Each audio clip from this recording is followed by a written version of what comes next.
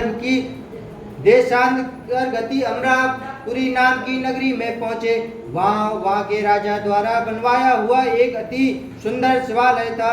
उसमें शिव जी पार्वती जी के साथ निवास करने लगे। एक दिन पार्वती जी ने महादेव जी से चौसर खेलने की इच्छा व्यक्त की। महादेव जी ने पार्वती जी को बात को मान लिया और चौसर खेलने लगे। उस समय मंदिर का पुजारी मंदिर में पूजा करने आया। तब पार्वती जी ने पुजारी से प्रश्न किया कि हे पुजारी, है बताओ हम दोनों में से किसकी जीत होगी। तब वह पुजारी बिना विचार किए शीघ्रता से बोल उठा कि महादेव जी की जीत होगी। जब बाजी समाप्त हुई तो उसमें पार्वती जी की विजय हुई। तत्पश्चात ब्राह्मण को बिना विचार किए झूठ बोलने के अपराध में पार्वती जी ने ब्राह्मण को कोढ़ी होने का श्राप दे दिया। पुजारी को कोढ़ी हो गया। तब तो वह ब्राह्मण बहुत दुखी रहने लगा। उसके ऐसे ही दिन बीतने लगे। एक दिन देवलोक की अप्सराएं शिव जी की पूजा हेतु उसी मंदिर में पधारी। पुजारी को कोढ़ी से दुखी देखकर उनके इसका कारण पूछा।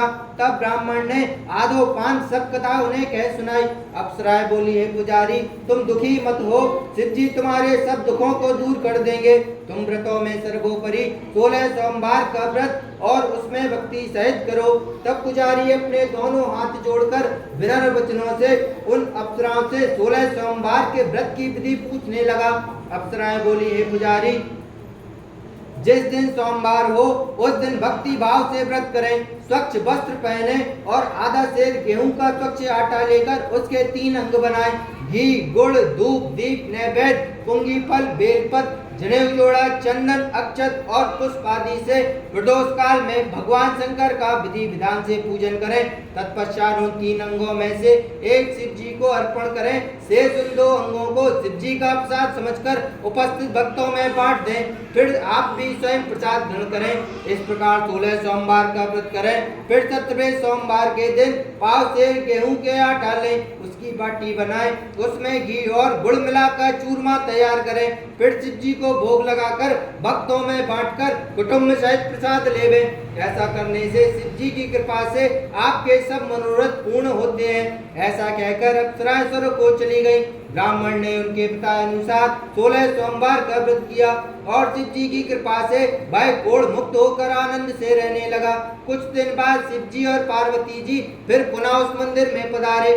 ब्राह्मण को निरोगी देखकर पार्वती जी ने पुजारी से इसका कारण पूछा। तब पुजारी ने उन्हें 16 सोमवार व्रत की कथा सुनाई। पार्वती जी ने भी यह व्रत किया, जिससे उनके रूठे पुत्र स्वामी काट के माता के आज्ञाकारी हो गए। उन्होंने अपने हृदय परिवर्तन का भेद माता पार्वती से पूछा। तब माता पार्वती जी ने उन्हें भी 16 सोमवार व्रत की कथा सुनाई। कार्तिकेय जी ने भी मित्र मिलन की इच्छा से यह व्रत किया, जिससे उनसे उनका मित्र का मिलन हो गया। अब मित्र ने भी उनसे मिलने का कारण पूछा तो कार्तिकेय जी ने भी उन्हें 16 सोमवार व्रत की कथा सुनाई। अब उस ब्राह्मण मित्र ने भी अपने विवाह की इच्छा करके इसका विधि के अनुसार पूजन किया। एक दिन व्रत के प्रभाव से किसी कारणवश वह ब्राह्मण विदेश को गया। वह राजा की लड़की का स्वयंवर था। राजा ने यह प्रतिज्ञा की थी कि जिस किसी के गले में सर्व आभूषणों से अलंकृत हथनी भर माला डाल देगी, उसी के साथ इसका विवाह कर दूंगा। शिव जी की कृपा से ब्राह्मण स्वयंवर देखने की इच्छा से राजसभा में एक ओर जा बैठा। नियत समय पर सर्व आभूषणों से सुसज्जित हथनी आई और ब्राह्मण के गले में बरमाला डाल दी। राजा ने प्रतिज्ञा अनुसार बड़ी धूमधाम के साथ अपनी प्रिय पुत्री का विवाह ब्राह्मण के साथ कर दिया। उसे बहुत सा धन देकर संतुष्ट किया। ब्राह्मण सुंदर राजकुमारी को पाकर सुखमय जीवन बिताने लगा। एक दिन राजकन्या ने पति से पूछा, हे प्राणनाथ, आपने ऐसा कौन सा पुण्य किया जिसके बल से मैंने सब राजकुमारों को छोड़कर आपको वर्ण किया है। ब्राह्मण बोला, हे प्रिय, मैंने अपने मित्र स्वामी कार्तिकेय द्वारा बताए गए 16 सोमवार का व्रत किया, जिसके प्रभाव से तुम मुझे राज्य लक्ष्मी प्राप्त हुई हो। व्रत के प्रभाव को सुनकर वह बहुत आश्चर्यचकित हुई और पुत्र की कामना से व्रत करने लगी। शिव जी की कृपा से उसके गर्भ से सर्वगुण संपन्न एक सुशील पुत्र पैदा हुआ। माता पिता उस पुत्र को पाकर बहुत ही प्रसन्न हुए और अनेक प्रकार से उसका लालन पालन करने लगे। जब पुत्र बड़ा हुआ तो उसने अपनी माता से पूछा, आपने ऐसा कौन सा श्रेष्ठ उपाय किया जिसके बल से मैं तेरे गर्भ से पैदा हुआ हूँ। राजकुमारी ने अपने पुत्र के वचन सुनकर 16 सोमवार व्रत की कथा सुनाई। पुत्र ने ऐसे व्रत को जब जो सब मनोरथों को पूर्ण करने वाला है सुना तो राज्याधिकार पाने की इच्छा से व्रत करने लगा।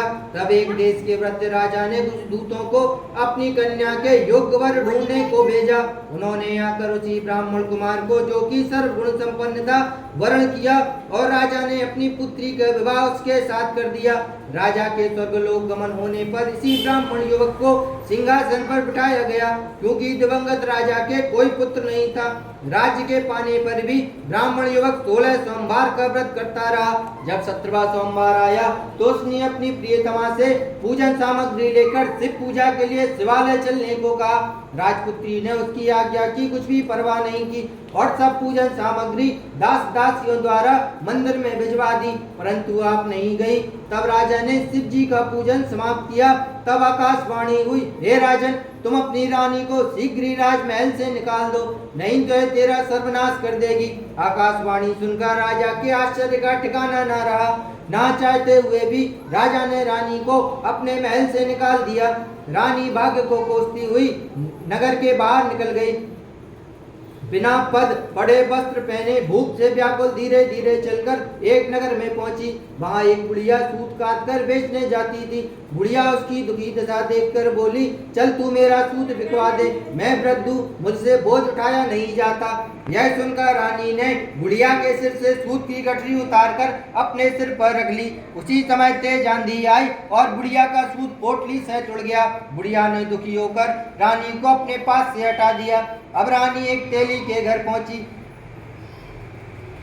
उसी समय तेली के तेल के सारे मटके चटक गए। यह देखकर तेली ने भी रानी को अपने घर से निकाल दिया।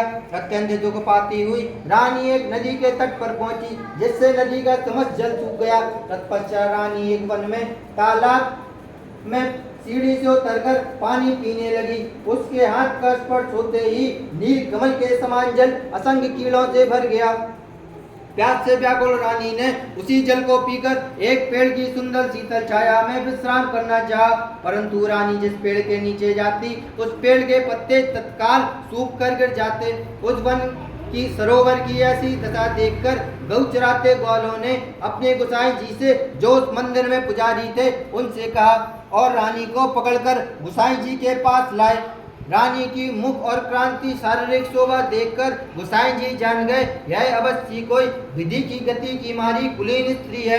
ऐसा सोचकर पुजारी ने रानी से कहा, हे बेटी, तू मेरी पुत्री के समान है, अतः तू मेरे आश्रम को चल। वह उनके वचन सुनकर हृदय में धैर्य धारण कर आश्रम में रहने लगी। जब रानी भोजन बनाती तथा पानी लाती तो उसमें कीड़े पड़ जाते। अब तो गोसाई जी बड़े दुखी हुए और उससे बोली, हे बेटी, तुम यह बताओ, तुम्हारे ऊपर किस देवता का कोप है जिससे तुम्हारी ऐसी दशा हुई है। गोसाई जी की बात सुनकर रानी ने सारी कथा गोसाई जी को सुनाई। तब गोसाई जी भूतेश्वर भगवान शिव जी की अनेक प्रकार से स्तुति करने लगे और रानी से बोले, हे पुत्री, तुम अब सब कामनाओं को पूर्ण करने वाला लगातार 16 सोमवार का व्रत करो, उसके प्रभाव से तुम अपने कष्ट को मुक्त समझना। रानी ने गोसाई जी के कथानुसार 16 सोमवार का व्रत किया तथा 17वें सोमवार को यथाविधि उद्यापन किया, जिसके पूजन के प्रभाव से राजा के हृदय में विचार उत्पन्न हुआ कि रानी को गए वह समय व्यतीत हो गया है, ना जाने कहाँ गड़ा भटकती होगी। ऐसा सोचकर राजा ने रानी को ढूंढने के लिए चारों दिशाओं में दूत भेजे। दूत रानी को ढूंढते ढूंढते गोसाई जी के आश्रम में पहुंचे। वह रानी को देखकर उनको अपने साथ ले जाने के लिए प्रार्थना करने लगे, परंतु गोसाई जी ने मना कर दिया। दूत वापस लौट आए और राजा को रानी का पता बतलाया। रानी का पता पाकर राजा स्वयं पुजारी जी के आश्रम में पहुंचे और पुजारी जी से हाथ जोड़कर विनती करने लगे, हे महाराज, यह मेरी पत्नी है, मैंने शिव जी के कोप से इनको त्याग दिया था। अब शिव जी की कृपा इनके ऊपर है, अतः मैंने लेने आया हूँ, आपने मेरे साथ जाने की आज्ञा दे।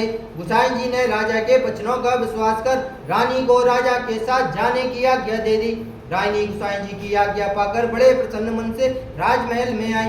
नगर में अनेक प्रकार के आनंद मंगल तथा बधाई होने लगे। नगर को तोरण एवं बंदरवारों से सजाया गया। घर घर में मंगल गान होने लगे।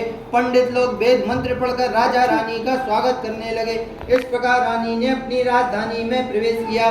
राजा ने ब्राह्मण तथा याचकों को बहुत धन दिया। नगर में जगह जगह पर सदाव्रत खुलवाए, जिससे भूखों को भोजन मिल सके। इस प्रकार शिव जी की कृपा से राजा राजमहल में रानी के साथ अनेक सुखों को भोगकर आनंद से जीवन जीने लगा। अब तो राजा और रानी बड़े भक्ति भाव से प्रतिवर्ष शिव जी के 16 सोमवार का यथाविधि व्रत करने लगे और अनेक सुख भोग कर अंत में शिवलोक को गमन किया। इस प्रकार जो मन क्रम वचन से भक्ति सहित 16 सोमवार का व्रत करेंगे, वह लोग अनेक सुख भोग कर अंत में शिवलोक को प्राप्त करेंगे। यह व्रत सब मनोरथों को पूर्ण करने वाला है। बोलो शंकर भगवान की जय, पार्वती मैया की जय, गणेश भगवान की जय, महाकालेश्वर भगवान की जय।